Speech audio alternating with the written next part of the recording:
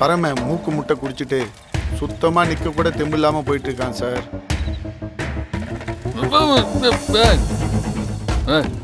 ஏய் யார் அது? எவனா தள்ளி விட்டது? டேய் எங்கடா ஓடி போய் வளைஞ்சிட்டீங்க? டேய் அவனோட பாத்துறானடா. முதுகுல எல்லாம் தள்ளாதீங்கடா. தைரியம் இருந்தா நேருக்கு வாங்கடா. ஏய் சுமாரா, அவனே போதையில் வளரிட்டு இருக்கான். இந்த பரம 10 யானைக்கு சமம்டா, 20 சிங்கத்துக்கு சமம்.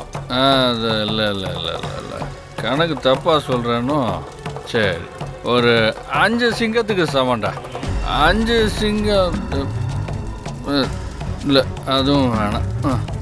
வேற என்ன சொல்லலாம்? சரி விட, மிருகங்க பேரா சொல்லி போர் அடிக்குது எனக்கு.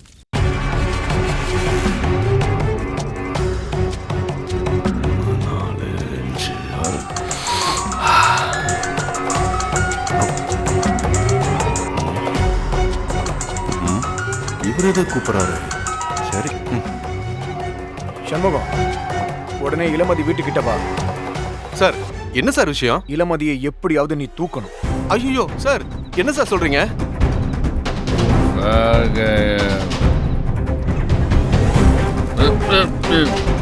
யார் அது வீட்டை கொடுத்து விட்டது? தாண்டி போயிடுவான்.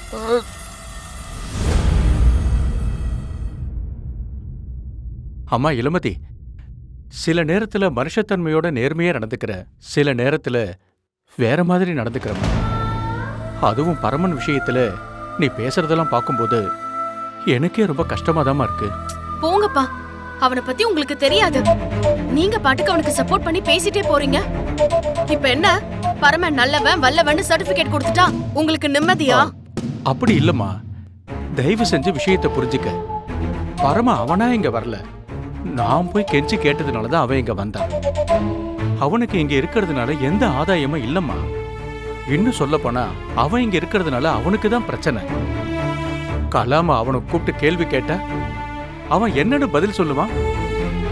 எந்த வேலையும் பார்க்காம அவன் இப்படி நமக்காக காவல் காத்துக்கிட்டு இருக்கணும்னு அவனுக்கு என்ன தலையெழுத்தா?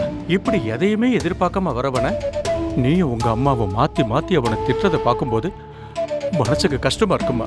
அப்பா, அதுக்காக அவன் செஞ்ச தப்பெல்லாம் இல்லன்னு ஆயிடுமா?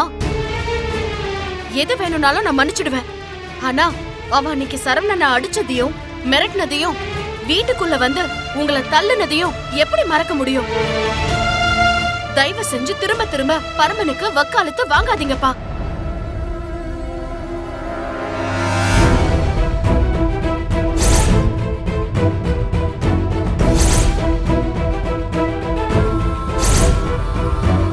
இளமதி, இளமதி, அங்க பாருமா, 2 பேர் நம்ம வீட்டுக்குள்ள வந்து நிக்கிறாங்க.